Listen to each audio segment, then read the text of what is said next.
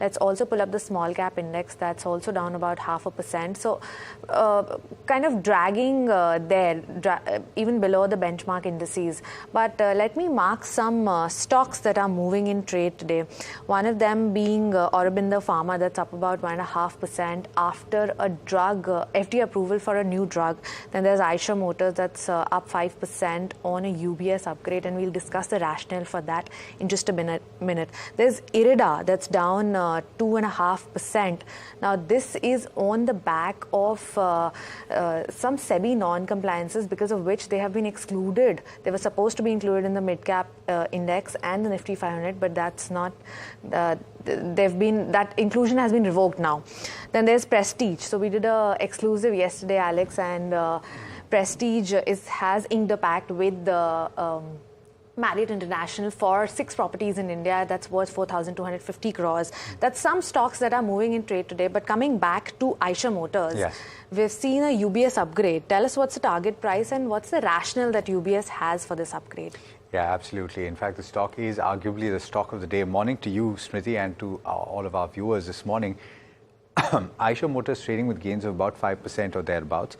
UBS has upgraded Eicher to a buy from a neutral rating with a target price of 5,000. The earlier target was 4,300. What they say is that the 450cc platform that is upcoming is likely to address the competition concerns that were raised when Hero and Bajaj made certain waves in the sector. You're probably aware of this.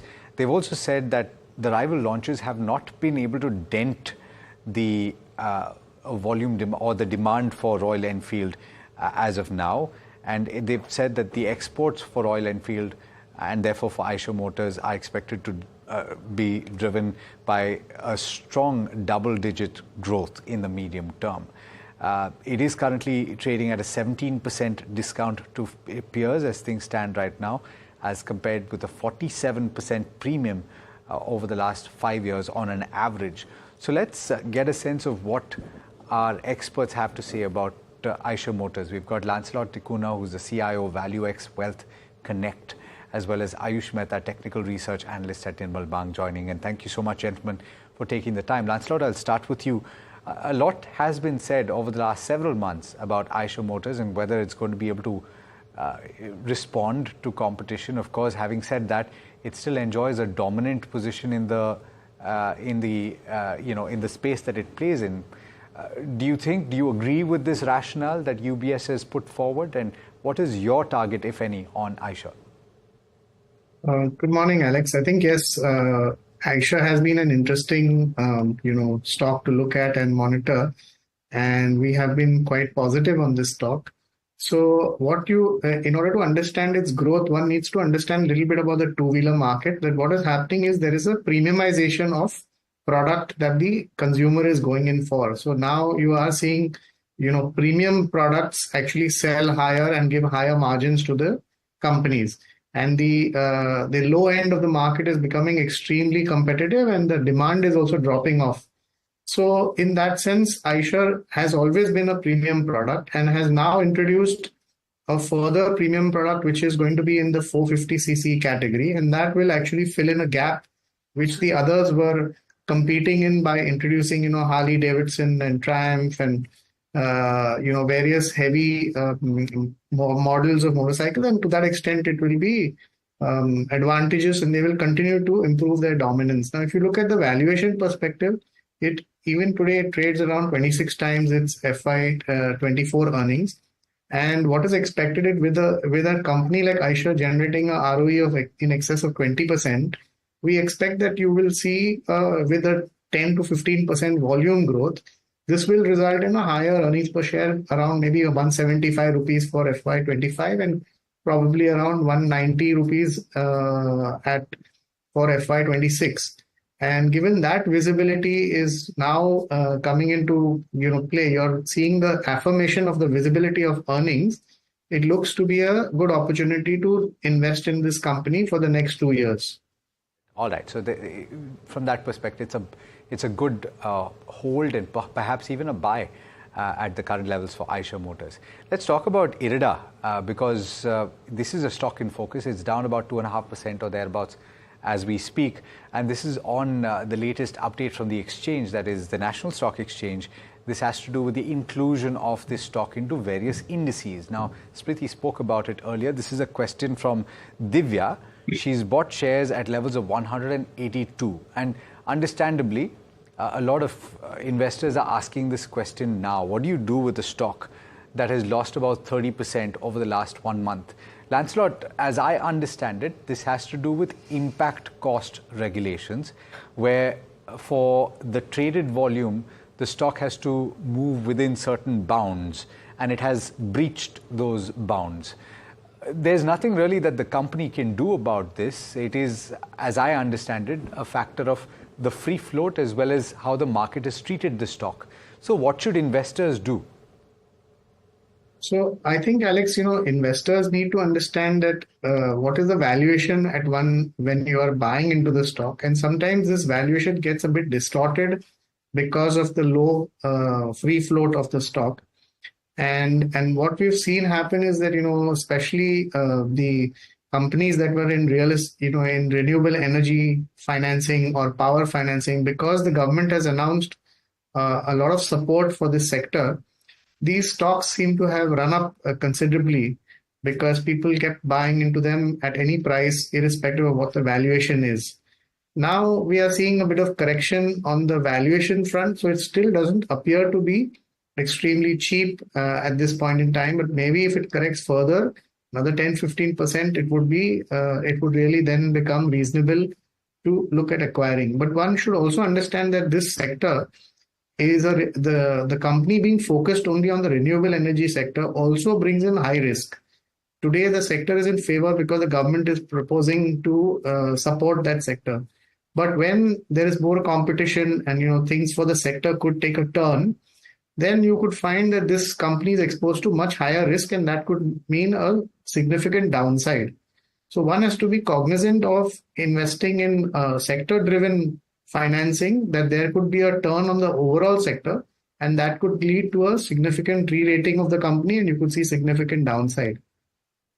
All right, got it.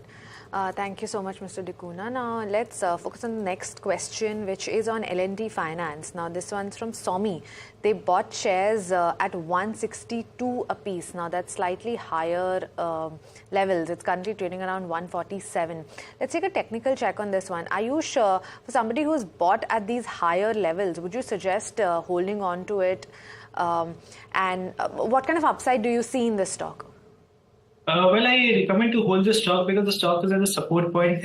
It has a support at its 200-day moving average, which is at around 140 levels, currently trading at 147. So I feel 7 rupees after 7 rupees it should take a support at 140 rupees. Plus there's a weekly support at 140 as well. So I feel 140 the stock should stop falling, and then we can see a bounce back. The first target we are seeing once it reverses from 140 levels is 158 and followed by 165. Got it. Happiest Minds is the next counter we're talking about. Aman has got this question. He hasn't really specified what his time frame is, but I will assume that he's talking about the fundamentals. Lancelot, do you have a view on this particular counter? Yes, this is actually has been in a very interesting space because Happiest Minds has been a company that is focusing completely on digitization, on the digitization software services space. And that is what has seen significant growth and significant traction going forward. They've also taken up the artificial intelligence piece of the software services, and probably the offering should be much better going forward. And so given the valuations that we are in at, while there are some global headwinds that, because of situation overseas, because of companies slowing down, there was a soft landing expected in the US. There may be a potential to delay allotment of contracts or allotment of service work that may come in. And that is what fear is driving down, the pricing at the moment, the price at the moment. But one can look at this as a 2 to 3 year horizon and probably even buy or stay invested in the space, because this company has 2 focus areas, and both the focus areas are in a growth phase at the moment. All right. Next up, we're talking about Prince Pipes. This one's from Sri Kishore Sharma from Bihar. Now the question here is that they bought at slightly elevated levels at 600 rupees a piece. It's currently trading at 530. even if you look at the stock performance, Mr. Dikuna, it's been of a laggard in the last 1 year itself. From a longer term perspective, this is from 3 years perspective, would you suggest staying into this counter, or would you suggest to maybe shift to something else in the pipe space? Yes, Smriti. So I would say that, given the space is seeing significant upside, if you look at the housing and construction sector, there is a significant growth, and the window for the next 2 to 3 years looks very strong. So we are seeing some traction as well in the renovation space, which is another beneficiary, where the pipe segment will get benefited. And we have seen Prince Pipes, churn out a fairly robust distribution, infrastructure, and you would see their growth continuing. While they may not increase their market share because there's a lot of competition in the space, especially from companies like Astral, Supreme, etc. But even if they maintain their market share, you could see significant growth because the entire sector is growing in double digits. So given that outlook, I think one should look at staying invested, because the next 2-3 years you'll see much better earnings and then maybe get better returns on the stock as well. Okay, fair point. We've got a question coming from Raj, who's writing in from Chennai. He's asking about the longer term outlook on a few Adani Group companies. He's got the likes of Adani Enterprises, if I'm not mistaken, Adani Transmission, again, if I'm not mistaken. I would encourage you to actually, instead of a screenshot, viewers, if you can send the names of the stocks that you are investing in. What's the view on some of these names on the charts? He's also got Adani Wilmar, which is the only counter that he's not making money in. Ayush, what's the view? First, let's talk about Adani Enterprises. Adani Enterprises is taking the essence of its 50-day moving average, which is placed at 3150 levels, currently trading around 3040. Well, because of the market conditions, I feel there's a selling pressure here. There's a trendline resistance as well. Once it starts to trade above 3150, I feel there's going to be a new rally again, which will take the stock to 3350 levels for Adani Enterprises. All right. No, and any view on Adani Wilmar? Well, I'm not able to pull up some data on Adani Wilmar right now. I'll get back to it. Okay, we'll come back with it. All right. In the meantime, let's talk about the next question. Apologies. Sorry. We have to give the standard disclaimer. Oh, right. Yes. Standard disclosure here that NDTV, where you're watching this show, is part of AMG Media Group, which is owned by Adani Enterprises. Now, let's move on to the next one. We have Hemanta from Kolkata. Now, we're talking about two counters here, Natco Pharma and KNR Constructions. Now, Natco Pharma, they've bought at 1,018 and KNR Construction at 276, both at elevated levels from the current market price. Ayush, if you can pull up charts for these two stocks and tell us what levels you should watch out for. Natco Pharma, there's a trendline resistance currently at 1,000 levels, and the stock is trading at 953, but there's a support at lower level. So I feel till the time it is holding 930 on closing basis, person should hold Natco Pharma, and we'll see higher levels in the coming future. Once it starts crossing above 1,000 level, we'll see targets up to 1,100 as well. And the next is KNR Construction, right? The buy price here is 276. Okay. 276. Well, KNR Construction, if you look at the long-term chart, maybe weekly and monthly charts, it is currently at the bottom, and it has made a bottom of around 235 levels. I think you should hold it in the stop loss of 235. Once it starts trading above 250 levels, we can see a rally towards 265, followed by 270. Got it. All right. Lancelot, Ayush, we have to slip into a very quick break. Viewers, will be back on the other side to take more of your questions, so do stay tuned.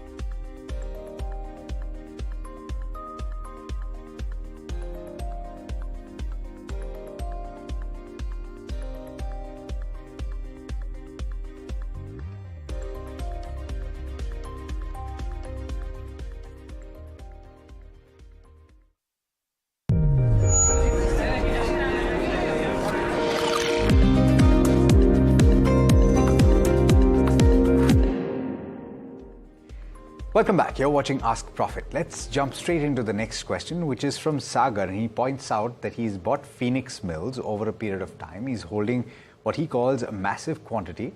He hasn't specified what, but he's been buying since 190 to 200 levels. And over the course of the last decade, the stock is currently trading at 2,574.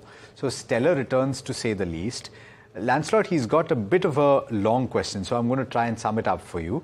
With the rise of more online shopping and competition brewing in that sector, and also looking at the real estate boom and soaring rent prices, as well as high input costs and inflation costs, opening up a brick and mortar store is relatively costlier than opening a website and doing business.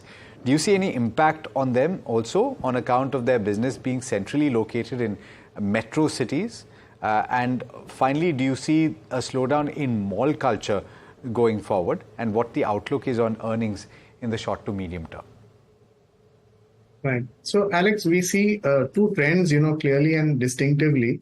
One is with the rising consumerism. Yes, people are going online and purchasing stuff, but there's also the trend that people are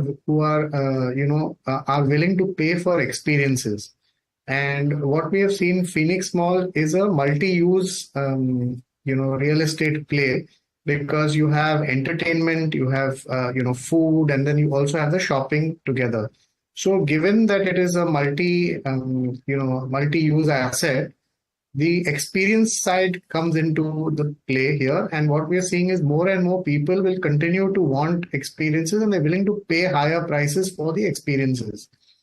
So you will continue to see that Phoenix is growing in smaller towns. They have, sort of completed their, their growth in the metros, and they are moving to tier 2 cities like, Chennai, etc. And then you're seeing that this is going to add to their capacities.